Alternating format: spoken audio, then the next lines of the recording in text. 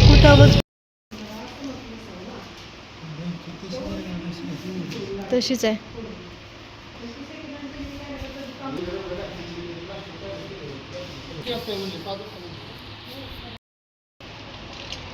तर कुठं आलो हे तुम्हाला समजलेलंच आहे. जे तुम्हाला माहीत तुम्ही मला सारख्या कमेंट करत होत्या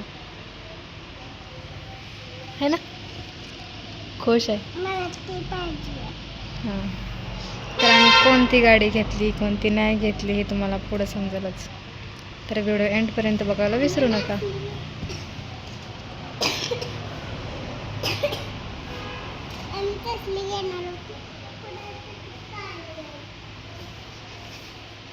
तिनं अर्ध फोडले पण तुम्हाला काय समजलं नाही तिचं. तिला काय बोलायचं ते उलट बोलली ती आम्ही पसंत केली.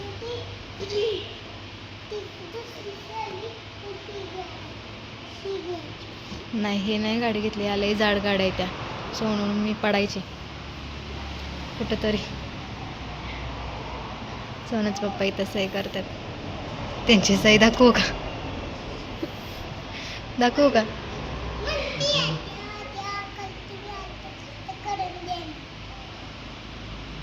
जाऊ दे चला व्हिडिओ कंटिन्यू करा.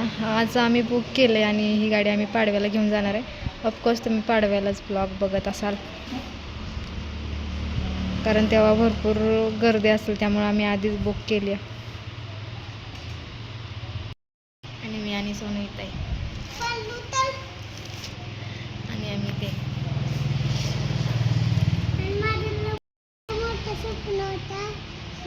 गाडी घ्यायची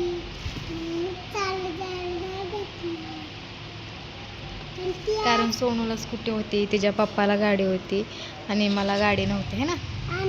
माझं स्वप्न पूर्ण झालं होय ना.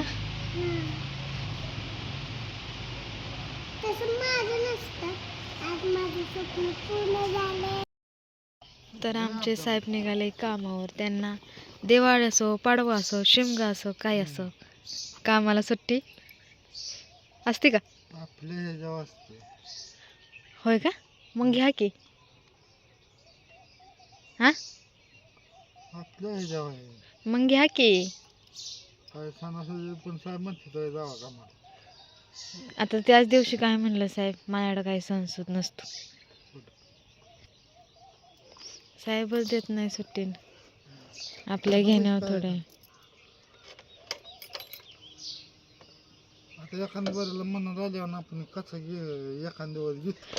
ते वेगळं. आता साहेबाचा दिवस आता कसं वर्ष चांगलं जावं म्हणून त्यानं कामं घेतले असणार आहे. ते त्यांचा पण फायदा ना आपला बी फायदा. चला सकाळ सकाळी सूर्यदेवाने दर्शन दिले.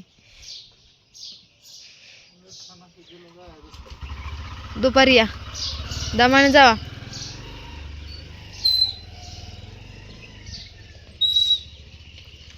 Oh my God. तर चला यांच्यासाठी डबा बनवून दिला आहे. आज उपवास आहे गुरुवार तर खिचडी वगैरे दिली बनवून आणि हा सगळा पसा पडलाय ते आवरते. आता ह्या आधी मॅडमला वरती उचलून टाकते त्याशिवाय मला आवराय नाही येणार. रोज लवकर उठते आणि आज निवांत पसरायचं चाललंय संसूद बघून. तर चला आता डायरेक्ट मी साडी वगैरे घातल्यानंतर ना ब्लॉग कंटिन्यू करते. तर बघा आमच्या इथली गुढी आता उभी राहिली आणि आम्ही एकच गुढी उभी करतो. दोन नाही करत. आणि पाडवं वगैरे पण काढलं तिकडच्या घराला तर छान दिसते. तुम्हाला ह्याच्यामुळं दिसत नसेल झाडामुळं. तर आता ह्याची स्टोरी सांगते. आम्ही का नाही करत का नाही आमच्या पण घराला गुढी तर ते मी तुम्हाला सांगते. हां सोनूच्या शेंड्या बघा.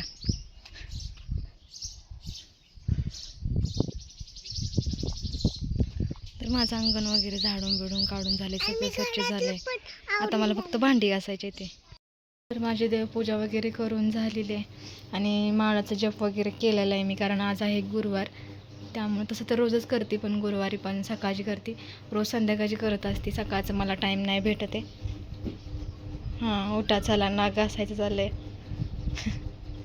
केस पण विचारले नाही त्या विचारले तू.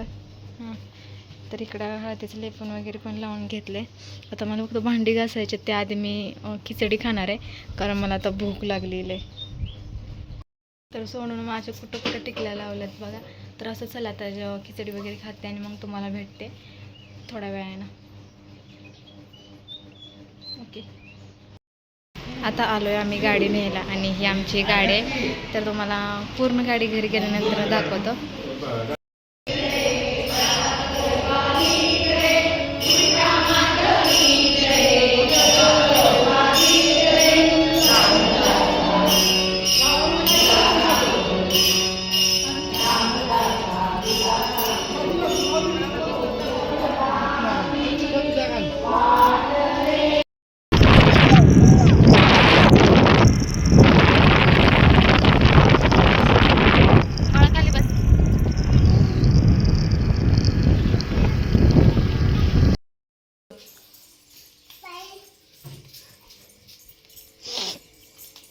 थांबा.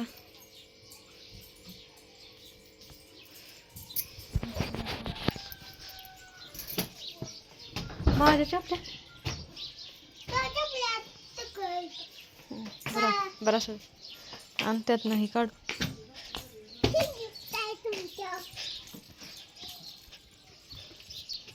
खोल किती पिशवी काढायच्या त्यातनं. फिरव की पलीकडे. हां निघलंय. उघडलं सोनं ना. दोन्ही पण काढ.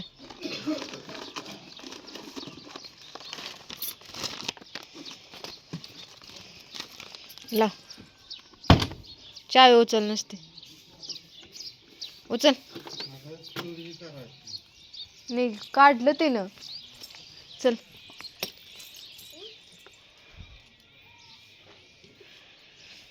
चला. कशी आहे गाडी सांगा. मस्त आहे ना. हां पूजा करताना काय घेतलं नव्हतं कारण कोण कम्फर्टेबल असतं कोणी नसतं म्हणूनसाठी नाही घेतलं. हारबीर काढून ठेवला आहे आता घालणार आहे. तर गाडी बघितली असेल रात्री काय शूट घेतलं नव्हतं कारण आम्हाला यायलाच उशीर झाला. तिथं शोरूममध्ये उशीर झाला कारण काल पाडव्यामुळे भरपूर गर्दी होती आणि घरी आल्यानंतर पुसताना वगैरे काय व्हिडिओ घेतला नव्हता कारण इथं कोणी कम्फर्टेबल नसतं आणि मी स्वतःनंच मोबाईल हातात घेतला नाही. नकोच म्हटलं उगाच येणं तोंड लपवा त्यामुळं आपण आपल्या घरी जाऊन जेव्हा पूजा करणार नाही ते नको पुसू. सोनू लय खुश आहे. तुम्हाला म्हणली होती ना मी लय खुश आहे. आम्ही एक गोष्ट घेतली ती इकडून या. ती गोष्ट ही आहे आणि आमच्या हातात नव्हती म्हणजे काल पण आम्हाला नसती भेटली. आमचं सगळं काय म्हणतात काय बोलते त्याला मला पटकन आठवत नाही बघा. असं आमचं पेमेंटचं वगैरे सगळ्या गोष्टी झाल्या होत्या पण आडलं एका गोष्टीतच म्हणजे भरपूर साऱ्या अडचणी आल्या होत्या गाडी घेताना. त्याच्यावर मी सेपरेट व्हिडिओ बनवून कारण खरंच खूप अडचणी आलेल्या मी शब्दात पण नाही सांगू शकत.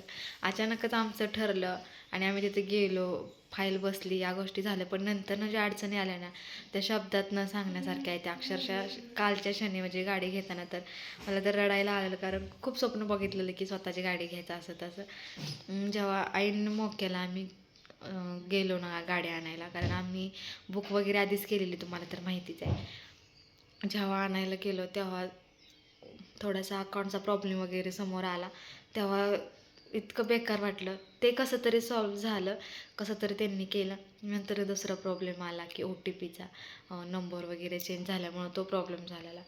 तो पण कसं तरी फेस केला आणि आमच्या गाडी हातात आली म्हणजे ते खूप वेगळं होतं. मला तर आता वाटतं आता नाही येणार सगळं कॅन्सल वगैरे होईल का काही पण तसं नाही झालेलं. भारी वाटते स्वतःच्या जेव्हावर गाडी घ्यायची म्हणलं ना खूप भारी वाटतं.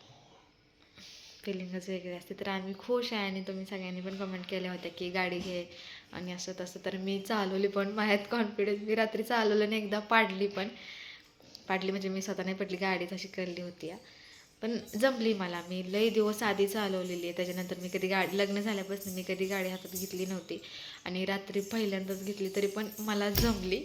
भारी होती. सोनूचं 2 शब्द ऐका जरा कसं वाटतंय. ती तर चावी सोडत नाहीये.